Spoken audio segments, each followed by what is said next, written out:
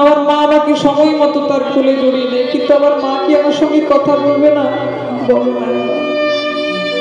যেই না ছেলেটা গ্রামের এক প্রান্তে গেছে, দেখছে মায়ের মৃতদেহটাকে একটা খাটিয়ার মধ্যে দিয়ে বাঁধতে বাঁধতে নিয়ে চলেছে। ছেলেটাকে দেখে একটু খাটিয়াটা নামিয়ে রেখেছে মা, আর মায়ের মৃতদেহটাতে একটা সাদা কাপড় জড়ানো, মুখটা খোলা আছে। জয়দেব মায়ের মৃতদেহটাকে জড়িয়ে ধরে বলছে, মা তুমি যদি আমার সঙ্গে কথা না বলো, তুমি যদি আমাকে জয়দেব বলে না ডাকো, তুমি যদি আমাকে আদর না করো, যত্ন না করো, আমাকে কে জয়দেব বলে ডাকতে? বলো না, একবার কথা বলো। ও আমি তোমাকে বলেছিলাম আমার বাড়ি ফিরতে একটু দেরি হবে, তাই বুঝি রাগ করেছো মা? তোমাকে কথা দিলাম, আর আমি তোমাকে ছেড়ে কোথাও কোনোদিনও যাবো না, তাও একবার আমার সঙ্গে কথা বলো, একবার জয়দেব বলে আমাকে জড়িয়ে ধরো।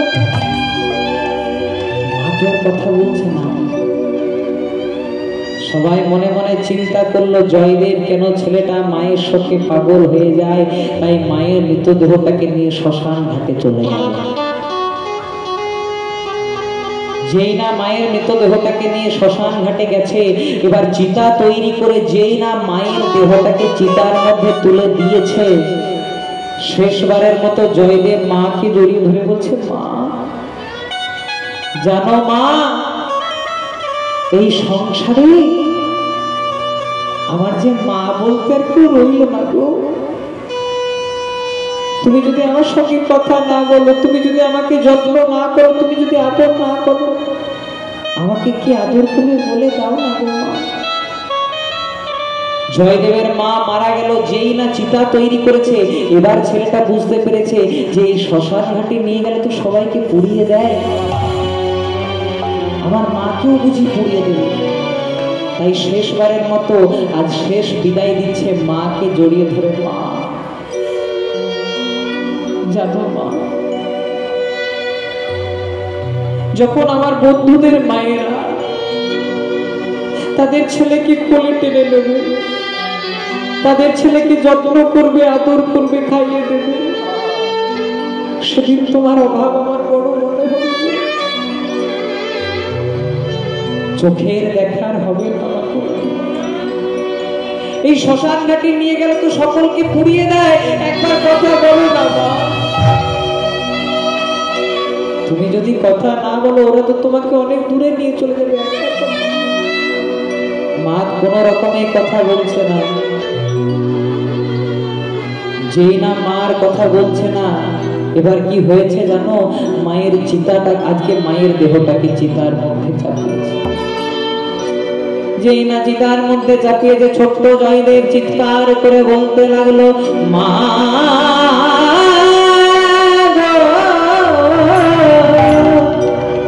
আমার মা,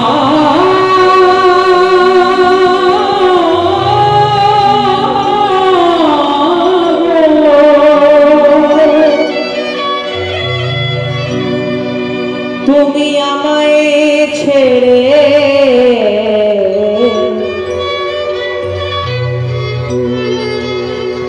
চলে যেও না, তুমি আমায় ছেড়ে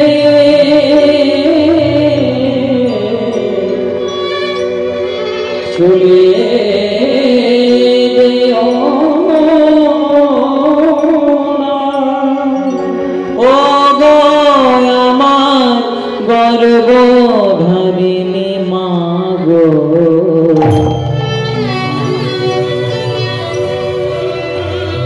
একবার জয়দেব বলে,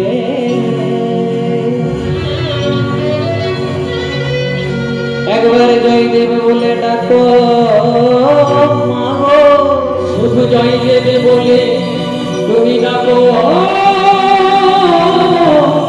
আমার মা।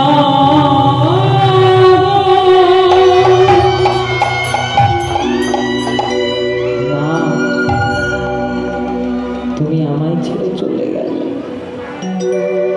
আমার যে আপন বলতে কেউ রইল না,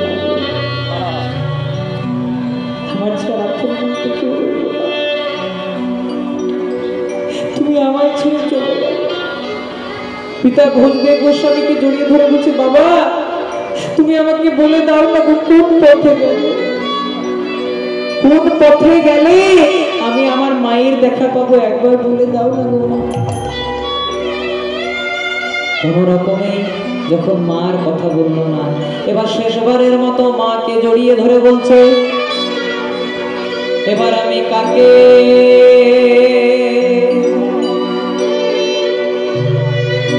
মা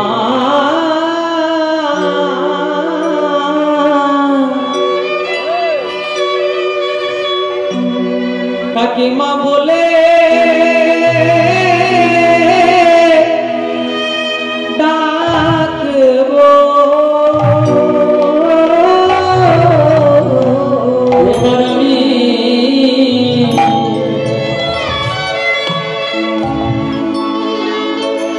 আমি কাকে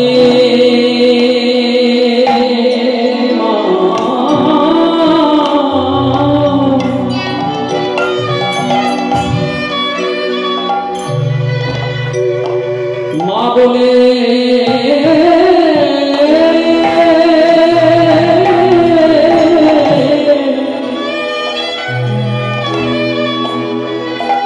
বলে ডাকব,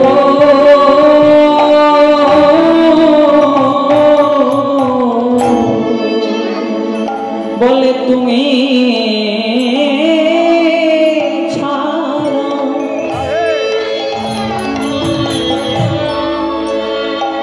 তুমি ছাড়া আমার আর কে হবে। এবার আমি কাকে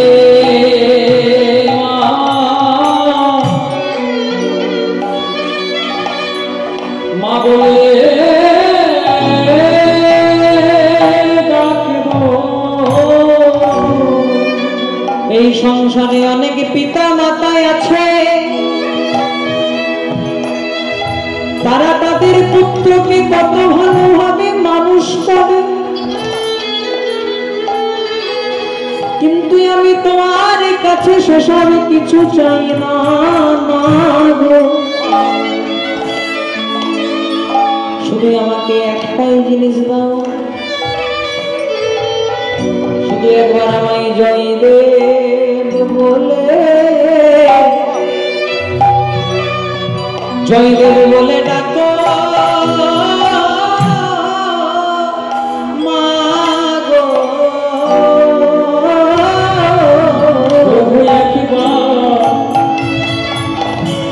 তুমি আমায় জয়দেব বলে, জয়দেব বলে ডাকো।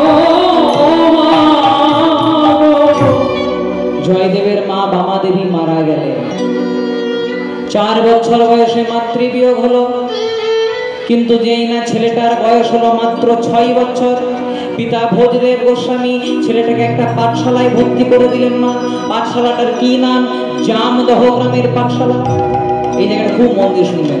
4 বছর বয়সে মা মারা গেছিল, যেই না জয়দেবের বয়স হলো মাত্র 6 বছর, পিতা ভোজদেব গোস্বামী জয়দেবকে বললেন, জয়দেব সংসারে তো কারো পিতা মাতা চিরদিন বেঁচে থাকে না রে, তাই তোর মায়ের হয়তো এত দূরেই লীলা ছিল, তাই তোর মা যতদিন ওই আকাশে থাকবে, তোর মায়ের একটা ইচ্ছা ছিল তুই যেন মস্ত বড় পণ্ডিত হোস, তাই তোকে মানুষের মতো মানুষ হতে হবে। তাই যেই না জয়দেবের বয়স হলো মাত্র 6 বছর, পিতা ভোজদেব গোস্বামী একটা পাঠশালায় ভর্তি করে দিলেন। পাঠশালাটার নাম হলো জামদহ গ্রামের পাঠশালা। প্রত্যেক দিন পাঠশালায় যায়, আজকেও যাচ্ছে। কেমন ভাবে যাচ্ছে? ভজ কৃষ্ণ মুরারে গোলক বিহার, ভজ কৃষ্ণ মুরারে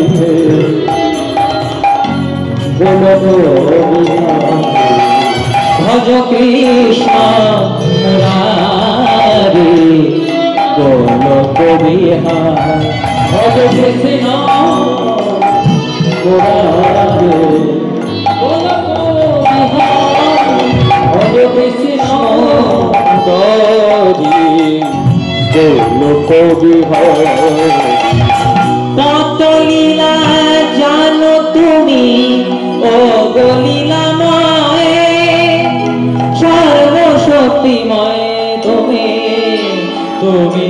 ছাপা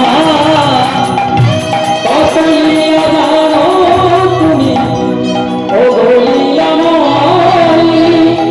সর্বশক্তি ধনে তুমি কত লীলা জানো তুমি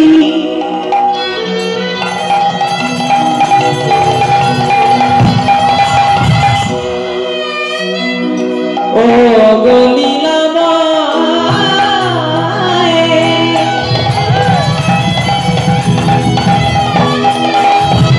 সর্বশক্তিময় তুমি তুমি চাওয়া কত লীলা জানো তুমি ও গলীলা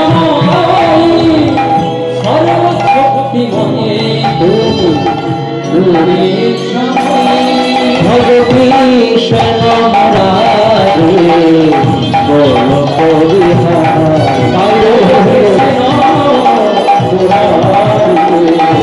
বল কবিহারি ভগবী শ্যামরাজে বল কবিহারি